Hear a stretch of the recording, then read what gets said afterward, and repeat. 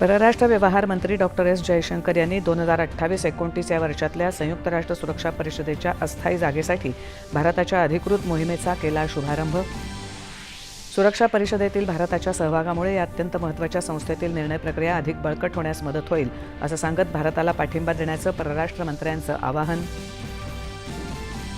भारतीय रेल्वेच्या आधुनिकीकरणासाठी 8 संरचनात्मक सुधारणांची रेल्वे मंत्र्यांची घोषणा.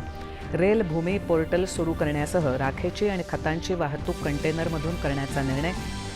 होर्मुझच्या सामुद्रधुनीत 2 टँकर्सवर इराणी क्रूझ क्षेपणास्त्रांनी केलेल्या हल्ल्यात एका भारतीय कर्मचाऱ्याचा मृत्यू, 6 जखमी. भारतानं व्यक्त केला तीव्र निषेध. पहलगाम दहशतवादी हल्ला प्रकरणी पाकिस्तानस्थित लष्कर-ए तैयबाचा प्रमुख दहशतवादी हाफिज मोहम्मद सईद विरुद्ध NIA न्यायालयाकडून अजामीनपात्र वॉरंट जारी.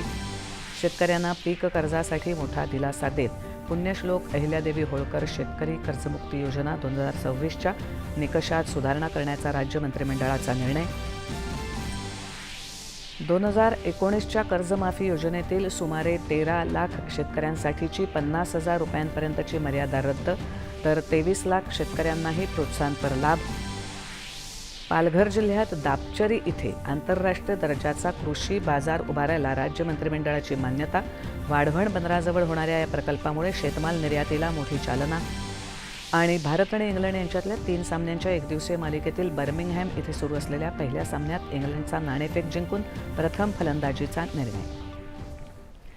नमस्कार.